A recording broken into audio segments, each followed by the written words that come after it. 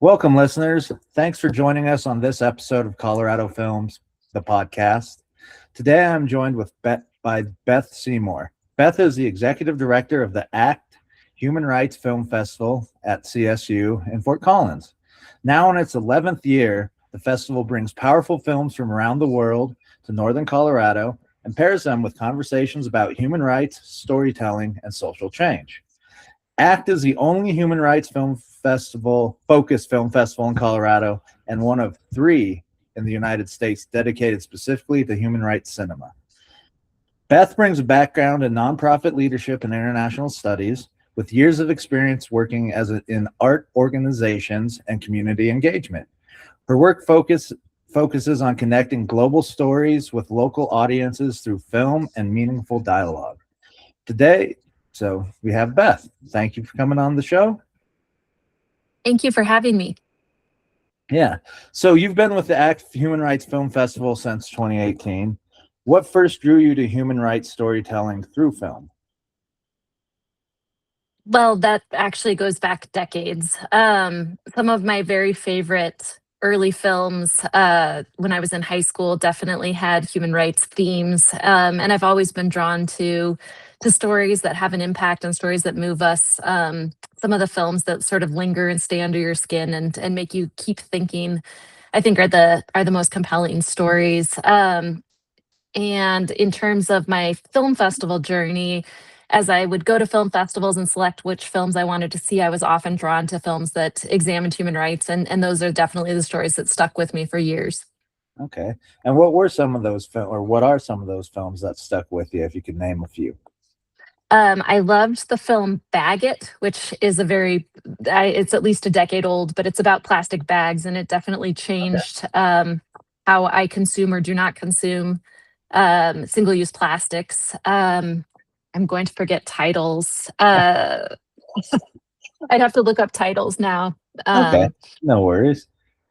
You've probably seen a lot of films in your lifetime, so remembering each title exactly isn't going to be that easy. That is true. I definitely remember stories more than titles and names, but there have been a lot of films that I still think about regularly that I saw a decade or more ago. Okay. And your background includes nonprofit fundraising and international studies. How did those experiences help prepare you to run a film festival like ACT or the ACT Film Festival?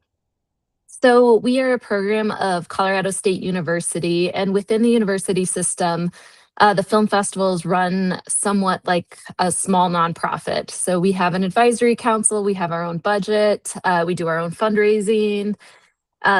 So within the university structure, we definitely lean heavily on the same skills and sort of systems that make nonprofit film festivals function. In terms of international studies, I regularly use my Spanish and some of my global communication and connections. I'm on the board of the Human Rights Film Network, which is now based in Prague. It had been in Amsterdam for many years, but we are a network of about 60 international human rights themed film festivals, and we communicate regularly and share information and professional development and film titles, and we talk about global issues. And so those conversations happen almost weekly on a continual basis and definitely help keep the universal idea of human rights on a global scale, more forefronted in our work. Okay. And with your advocacy and you're in the International Human Rights Film Festival Association, have you noticed, have you noticed differing stories from differing regions, obviously, but is there an overarching, like every region, like Bagot has, because every region is affected by climate change, does every region tell their different climate change stories as an overarching theme for all of them? Same thing, with migrant refugees, all that, or is it unique to each area? The film festival? I would say both are true. I've had the amazing opportunity of sitting on the juries of Movies That Matter, which is in The Hague. Kathmandu Human Rights International Film Festival based in Nepal, and then also Karama, Jordan, which is based in Amman, Jordan. And each of those festivals has both global stories that are affecting all of us, like climate change, as well as topics that are significantly more regionally focused. The year I was jurying movies that matter in The Hague, refugees and immigration were a pretty centered topic for movies that matter. In Kathmandu, gender-based violence and gender equity was a strong issue. And then, as you can imagine, in Jordan, conflict in the Middle East was forefronted this past year. Mhm. Yeah. Yeah, those are regional and issues that need to be brought up, especially now and till we fix them. What was the moment that you realized, ACT had become something special in Fort Collins? You're in your 11th year, so obviously you're bringing these stories to a place where it may not be noticed or even brought about. I'm not sure there was a single moment. There were a lot of moments. I got to see ACT on both sides of the pandemic, so I would Okay. say the film industry and independent exhibition industry continues to feel the lingering effects of industry changes that happened during the pandemic, as well as vertical integration and streaming. However, what I would say has changed since 2018 is just a community awareness of the program and a sense of institutionalization, where it took a while for the community to sort of accept that this was going to be an annual event and come to expect that it's going to happen. So I'm finding more brand awareness, community awareness, and just general excitement around it. And I got this, didn't even have a clue on the quiz on the kickoff. ACT, what's it stand for? Awaken, connect, and transform. Nice.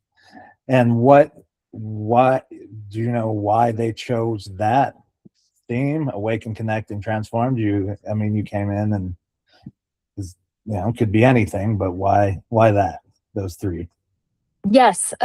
So the film festival was founded by a film professor at Colorado State University who received an endowed chair to study human rights film festivals around the world, Dr. Scott Diffriant. So he traveled all over the world and attended human rights film festivals, and his chair award gave enough funding to seed the first film festival.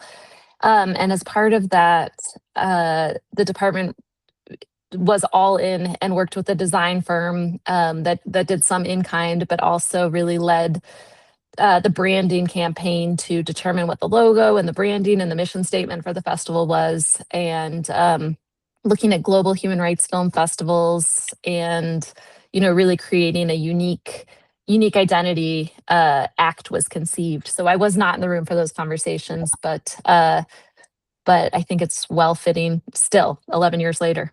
Yeah. And this year you're having students design some of the branding for it. Tell us about how that came about. Yes.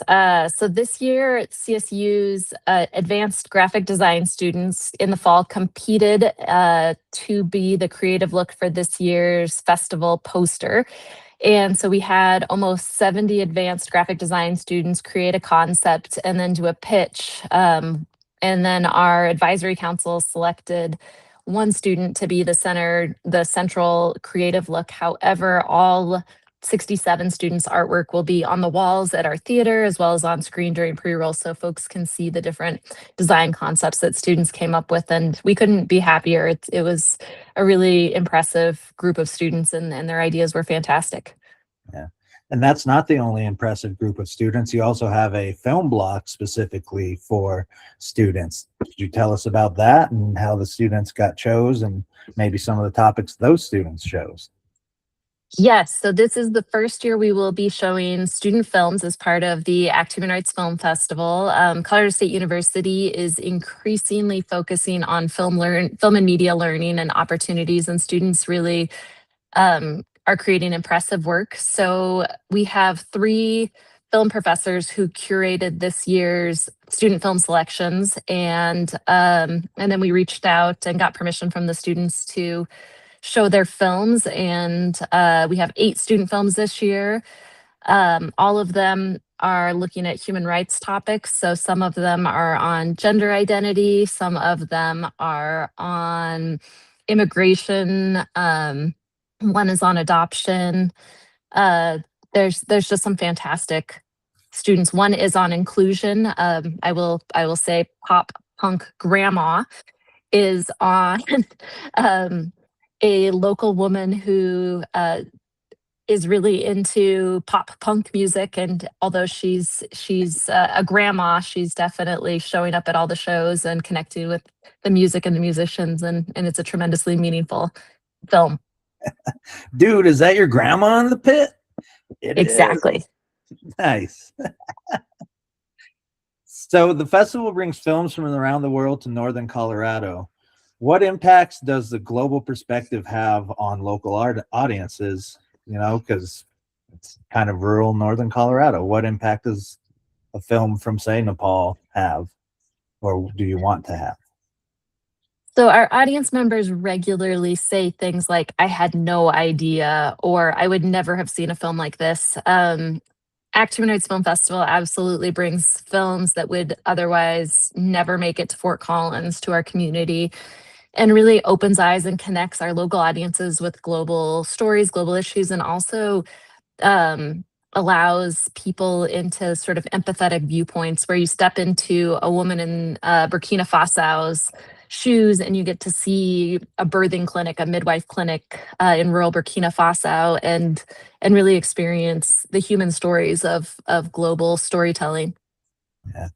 I think they showed something like that on like Last Week Tonight or something, of how these women in Burkina Faso and parts of Africa have to travel like 15 miles just to set up these clinics on foot. And that's an amazing thing for them to do, but we should put more money towards that than, war. But yeah. So how do you select the films each year that you're coming? Because you could select again from all over the world certain topics, and it's not yearly topic based. But how do you go through selecting them? It said you had 3 professors, right? No, that's for the children. How do you select them? Our film festival slate is a combination of curated and submitted films. So we look at about 200 films each year. We have a little over 25 volunteers who review films. So for our curated slate, I do research and look at film festivals around the world, the Human Rights Film Network, as well as some of the premier film festivals, to see what titles and topics are really resonating with audiences globally. And then we reach out and seek access to consider those films. We open our submissions every October for 2 months and receive primarily short films, but also feature-length films from all over the place. We try to get at least 2 programmers to watch each of the 200 films.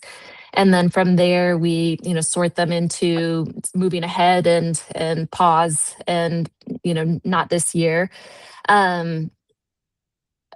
All in all, then we gather, we talk it out, and then we try to put together a slate that's rounded geographically, rounded topically, as well as tonally. We want films that both ask the audience members to bear witness, as well as films that really inspire and uplift. So we try to make a time capsule of the most important human rights topics each year and put that together in a film slate. But we also look year to year. So, for example, if we have a film on a specific region, on a specific topic one year, if we have another phenomenal film on the same region, on the same topic, the next year we'll probably not show it, just to create more opportunity for more geographic and diverse issues to be discussed and examined. Okay, that makes sense. And are there any particular films this year that you think or hope will spark powerful conversations and action? I think this year's film slate is tremendously powerful. I'm really excited to share each of the stories with our audiences. And there's some films that are just artistically truly brilliant and pushing forward cinema as an artistic form. some of the films, will definitely linger. And so specifically, I'm really excited about A Quiet Love, which is about three deaf couples from Ireland. And the film was created to essentially be experienced equally, whether you're hearing or not hearing. So the full film is in sign language and captions with not a lot of spoken dialogue, but there is a beautiful score accompanying it. So that film's, truly unique. Yeah. I'm really excited about also Love, Do You Love Me, which is from Beirut. It's essentially a cityscape. I think of it as a city fingerprint or a portrait of the city of Beirut. It's all archival footage. There's something like 20,000 different archival sources that are combined to make an archival memory of the city of Beirut. And it's beautiful and thoughtful and moving and, truly unique. Okay. Wow. Um, yeah, and very topical because a lot of that history is being lost right now. So, and how recent does that topic or historiographical footage come to? Like, is it up to the current times before So it's bombings? it's nonlinear. Okay.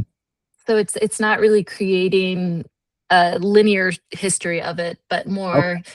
more like you think of a city has thousands of different stories with the different people and the different times. It's more of sort of an impression of a city. So Okay. Okay. So, yeah. So for someone like myself who's, an alumni but that has never experienced the ACT Film Festival, what do you hope that their first experience is like? What would you like the first time for someone to take away from and say, hey, this is encapsulated ACT? So I think that a lot of people have forgotten how fun going to the movies is. Yeah. And so just getting folks back into theaters and experiencing a movie all together, and especially a movie that, moves us, uplifts us, or also devastates us. You feel the people around you's, emotions, whether they're uplifting and laughing or whether they're really upset. It's significantly more powerful to watch a film all together in a theater than it is on your couch by yourself. Mhm. So the first thing would just be to come back out to the theaters, but the second is it's truly the conversations we have after films, with directors, with film participants, that really give deep insight into the stories and the human footprints of each of these stories. And it's just a unique and powerful opportunity to really engage. In Fort Collins, the ACT Film Festival is quite an easy festival to experience if somebody's never attended a film festival before. It's as simple as buying your tickets and showing up. There's not a whole lot of barriers or access issues or learning curve to get involved. Unlike some of the bigger festivals that you kind of need a guide. This one's a pretty easy entry point, and we try to make it that way. Yeah, it is. Yes. Um, and how has the Fort Collins community, Odell's has been there since the beginning, but how have they helped the ACT Film Festival grow over the years? So the majority of our audience is actually not affiliated with Colorado State University. Somewhere between 2/3 and 3/4 of audience members are community with no CSU affiliation, and the audience members will say that this is the benefit of living in a college town, that you have access to world-class arts that the university sustains. And the benefit of being affiliated with Colorado State University is we have less pressure to show films that are going to be, popular with the community in terms of selling out tickets. We can really push the artistic and the intellectual and the educational components because we have that backing of the university. So it really does give us, the benefit of the community as well as campus. We are not a line item in the university's budget, so the community has very much stepped forward and bought tickets and passes and paid sponsorships and just truly invested in our program. Nice. And so you went through with the festival, the pandemic, and came back strong. What were the biggest lessons you learned from that period of trying to keep it together while the world falls apart? The biggest lessons from the pandemic. I think probably the most obvious of the lessons that I personally learned from the pandemic, besides just, radical changes in audience behavior and kind of watching how the world of independent exhibition has changed sort of on a much bigger scale. What I learned about our specific audience and our specific festival is that our programming needs to meet audiences kind of where they're at, if that makes sense. So when the world's really heavy, we need to balance the films that are equally heavy with the films that really give us a map to move forward, and hope and inspirational stories with what we can do with all of the heavy. So really looking at sort of the emotional well-being of our audience as a whole, or of our community as a whole, and knowing that they'll respond differently to human rights topics and movies, and sort of the heaviness of different films differently depending on what's going on in the world. Okay.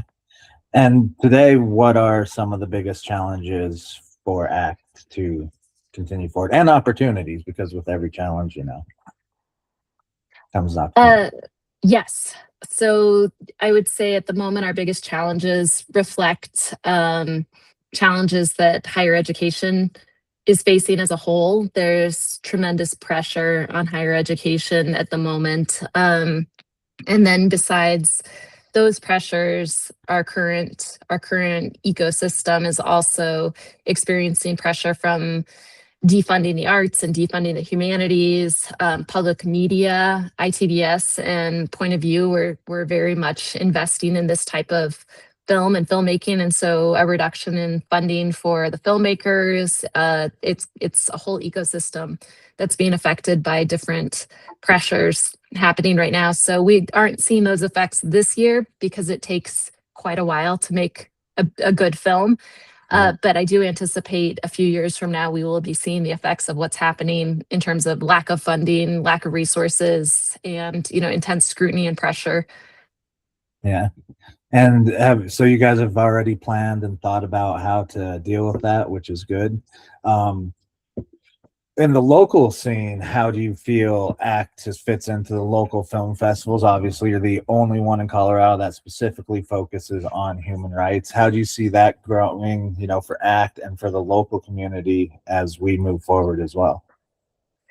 So our film festival is, I believe, the largest film festival in Northern Colorado in terms of audience to date. And as the only human rights themed film festival in Colorado, we see a significant number of audience members traveling from Denver and from Wyoming, Nebraska. We have people flying in now, especially as there are fewer human rights film festivals. So we're seeing a growing regional presence. The majority of our audience is still very much local, regional, but as we continue to institutionalize, we're seeing just a growing sort of awareness of our festival, and people who are traveling from much farther to come see the films and engage with filmmakers around these issues and topics. Nice. And cute dog. What's the furthest someone's traveled for ACT? Kathmandu, Africa, and then we had somebody from Kathmandu last year. We've had someone from the Central African Republic come. Those were film guests or fellow film festival attendees. In terms of just pure audience, I know people have traveled from all over the United States just to come. So we had folks from Dallas, Chicago, and New York last year. All right, hopefully they come again. What advice would you give to filmmakers who want their work considered for ACT?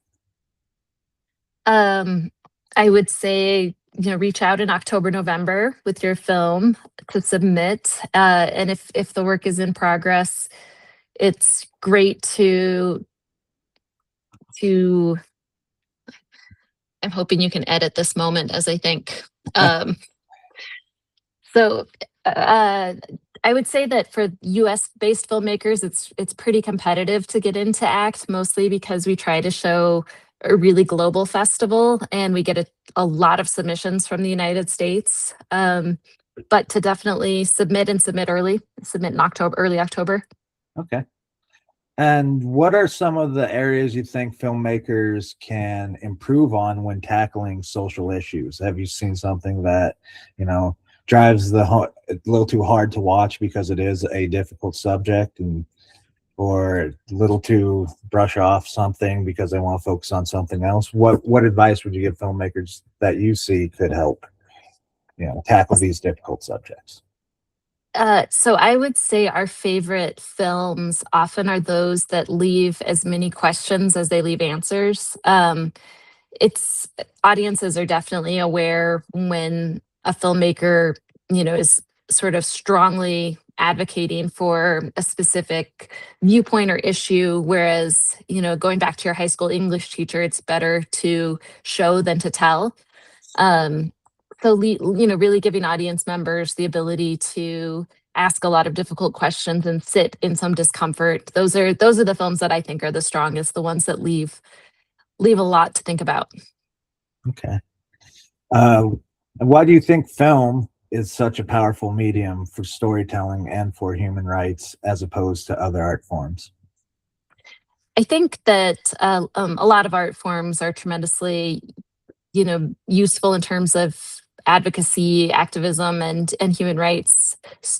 Film is uniquely powerful in that it allows audiences an empathetic viewpoint.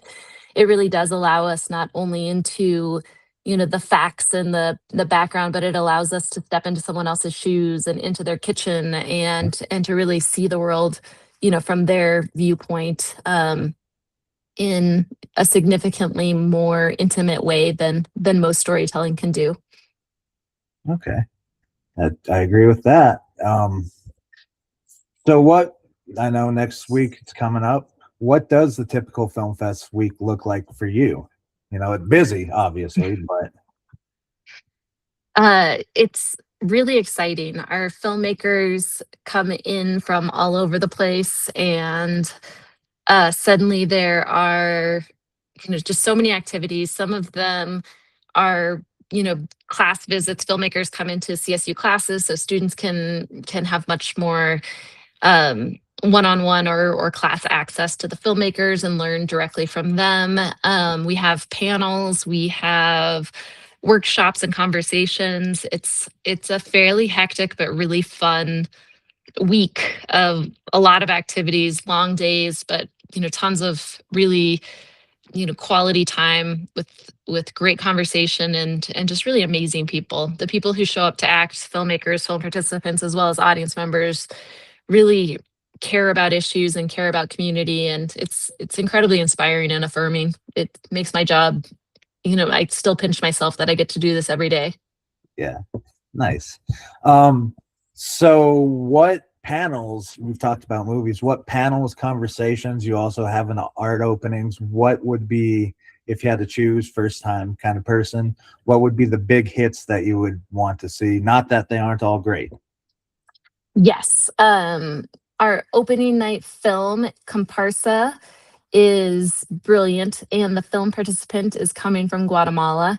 One of my film programmers called it, her exact words were something like, I ugly cried and left inspired all at the same time. Comparsa is definitely going to be a film that the audience members don't forget. Our closing night film won both U.S. Film Favorite at Sundance, as well as the U.S. Documentary Award at Sundance this past January, American Pachuco. And we will have the director live on Zoom, so the audience can still connect with David Alvarado and ask questions. That film, is tremendously inventive and impactful and not to be missed. Yeah. And that was from Sundance last year. And so how, I mean, what was January. it? January. Oh yeah, January. Yeah. Sorry. Yeah. Years. And Sundance is here this year, and they're incredibly open to the community. I mean, how easy was it for you to be like, okay, we'll get the Sundance film here? Was it a call? How'd that, kind of transpire? For this specific film, the distributor is one we work with regularly. Okay. And I will share that Sundance staff will be joining us on Sunday, April 12th, to just welcome the ACT audience to the Sundance Film Festival and just connect with audiences one-on-one. So Sundance Film Festival is absolutely interested in working with Colorado-based film festivals that are already here and, uplifting the entire industry. So a rising tide lifts all boats, and we're seeing that already. Yep, absolutely. Yeah, they showed that at Longmont, the library, a couple weeks ago, and got to see that. Such a good movie. And, especially if you know the history of it. It's like, oh wow, this is art. This is art history, just as it's in their history. It's great. So we're kind of wrapping up. What would you like to say? Is there anything that we haven't covered? Again, this is to showcase ACT. So anything that I've not covered or not covered that you'd like to talk a little more about? Certainly all, so we've made all tickets pay what you can, $0 plus, to ensure that any community member who wants to attend is able to, regardless of economics. And I just really invite folks to come for 1, 2, 3, as many films as they'd like. And we'd love to connect. Okay. Well, thank you very much, Beth, for being on. I look forward to, posting this conversation and seeing everything that ACT has to offer, and go Rams, and thank you very much. Thank you so much for having me. Yep. And I will stop recording. Stop. Okay.